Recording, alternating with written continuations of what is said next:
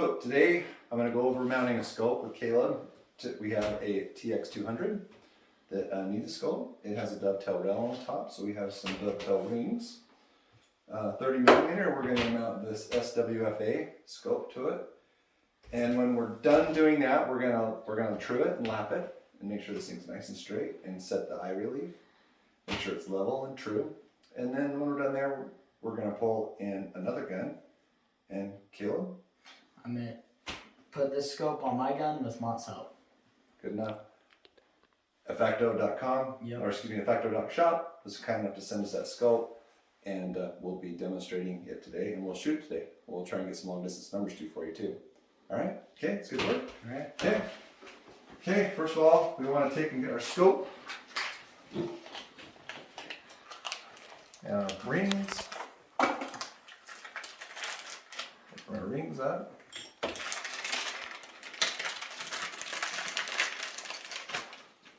Get these little guys.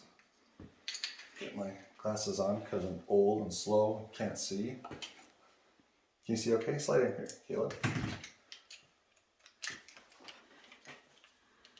We'll take these little guys, we're going to mount them on here. It doesn't really matter which way you mount these as far as forward or reverse. I generally like to ensure that I'm not going to get crazy with them to begin with.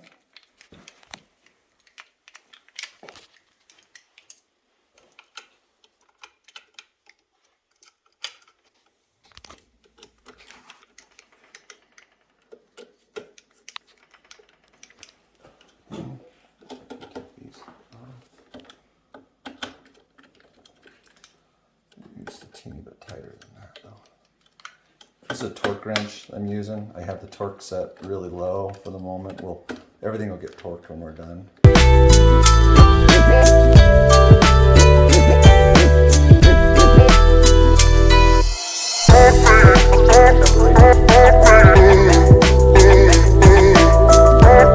So today, kind of go over what we're going to be using. So today, to give you kind of idea what we're going to be using, we're going to be using a level. We're going to be using some bars so we can test the trueness of the rings with each other, and then we're going to be using this rod right here to true it. This is all Wheeler. Wheeler builds all these: the level, the torque wrench, everything torque. We'll use the drill to take and hone these out and give you an idea. Like if you look closely at this ring right here, this is a really good example. This has a burr right there. Do you see? It's got a burr that was missed by the manufacturer. So that burr is one that we want that'll be honed off. And this also has a burr right here. If you feel this, it has a burr right there. Those are the type of things why we take and spend the time to lap our rings and make sure that they're true with each other. And we don't want to damage the scope. So.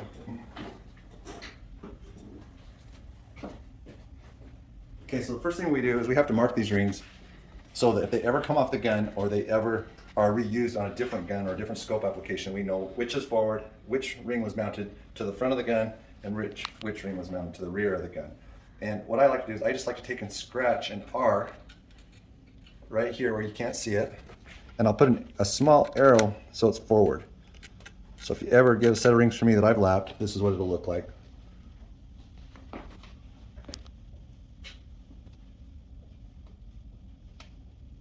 And then I'll do the same thing in the cap that I'm going to use on it too. So I'll just take and I will scratch an arrow in the cap so we know which way forward is. And then we'll scratch an R for the rear. There's probably a better way to do this. Somebody will probably chime in, but this is how I've done it for years. And then in the front, because we want to match, we'll just put an F for front, and we'll put an arrow so remember which way they were mounted originally. Because if these have an ever so slight slope to them or anything like that, we want to make sure that it goes back in that same orientation. So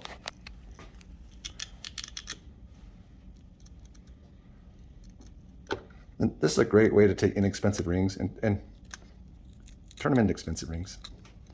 So now the F is a little tiny, but it's okay.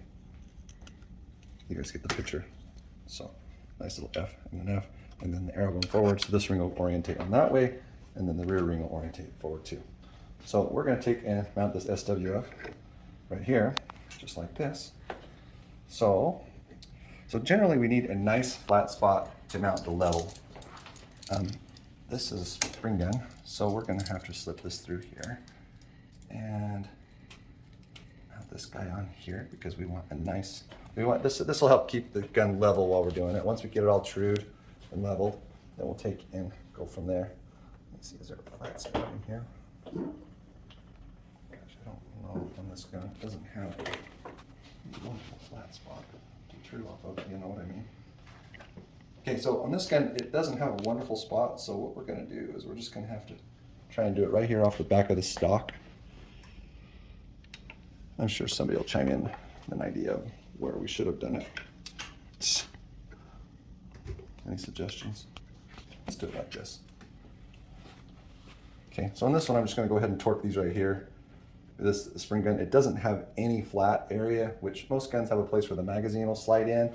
I suppose we might be able to go in on this. Let me just take a quick peek.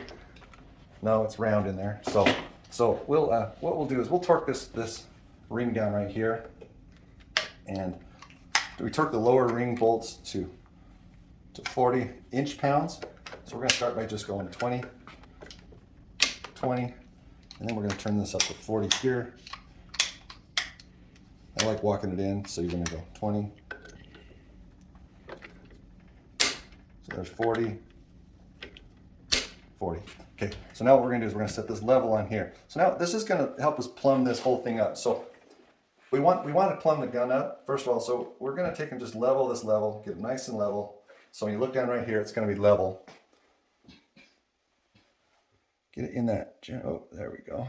Oh, it's going to move around a little bit, and it's one of those things, when you do a little bit more of it, you'll get the feel for it. And then we're going to come back here, and we're going to take and plumb this guy up. So I didn't have him tight yet, so we'll just snug him up and get him in that general area. And then we'll look up here. We'll make sure the two bubbles have the same orientation. This one looks like it needs to go down a little bit. There we go. So give us a nice orientation. Okay, so now that we got that right there will be the level that we're gonna take and work from. So now when we set our scope in here, and we've got it all done, we're gonna take and set this guy up here, and we'll level him up. So now our scope, because it rotates in a round mount, we know it's level with what the gun's doing. So in between all that, so we got that all nice and level. What we need to do is we need to take and check to see how true these two rings are to each other. But before we do that, I like to take and get the scope, the eye relief on the scope position, so that it takes and gives us an idea of how the eye relief is. So in this application, you like to take and move the scope back and forth so that you're looking through it and it's nice and clear. And you don't want to see any edging that's gone black. You want just a nice full picture. So as I slide it back, I can see right there that it's really nice, a nice full picture. So this would be your measured eye relief right here. So this scope has a nice eye relief, so it's really feels good right there. So that being said, we're just going to kind of walk that over here, lower this back down. And by doing that, we know now that where these rings are positioned are going to work just fine. This gives us a nice little balance there. Had I slid all the way back and it hit right here and it still wasn't giving me a full picture, then I would need to take and adjust this rear ring back, or if it had maxed out right there, I would need to adjust the forward ring back, or back. So, but this is going to work just fine for what we're doing. We could center it up and stuff. I like to leave a little space right here, Caleb, so that if you ever want to put a level on there, you can. All right. So that it is nice and in place to put a level, and then you can see it. Same thing goes here. If you ever want to add something here, maybe you prefer your level, your visual level while you're shooting out forward a little bit, you can put that there. It just opens up a nice place to put stuff. Some people may argue that you want it in the middle and stuff. I haven't found it to be any disadvantage to have it offset a little bit. So, okay, so we like where that's at. I'm going to take and torque this ring down because we want these torqued before we start testing their trueness. I like to walk it in. So I'm going to set this at 20 inch-pounds. And then I'll turn this back up to 40 inch-pounds. We're just going to kind of walk it in there. We want it to grab evenly on that dovetail. Same with the Picatinny rail. Just kind of walk it in just like that. Okay, so these bars here are so you can true it up.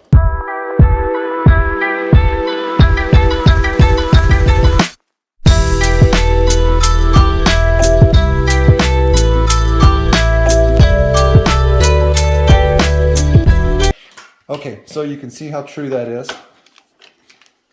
Now that we know that these rings are pretty true with each other, we can go on to the lapping. We'll take a little bit of the 220 grit, and we're just going to... truing bar? Yeah, we've got the truing bar. Sorry, I didn't mean to jump to conclusions. Put a little bit of grit on here. Now, these rings are not tight, if you notice. So they're not tight. Things are just kind of loose. We're going to put a little grit on here, get them lined up. I'm going to take this little guy here.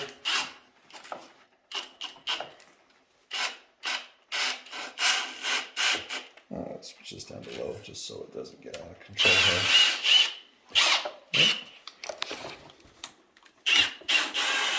You can see it really bites in. Those rings are not that tight. You can see they're really loose. So we're just trying to like hone them in and make them nice and true with each other in that grip. Move this back and forth. Try and go the length of the bar because you want the bar to wear nice and even. So it'll always be true. Periodically taking and adding a little bit of grit to it. Like over here where there's no grit. Put a little grit right here. So you can really hear the drill just kind of bite in and ring and tighten those rings down. Get them nice and true.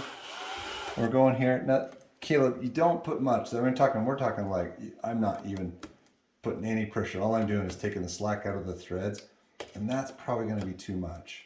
Because see, feel how it just, if you remember that grit's in there, and it really bites in hard. So we're just going to kind of lap these through. These rings will be really nice. It's a good way to take a $25 set of rings and turn it into a nice quality ring. So we're just going to put a tiny bit more on here.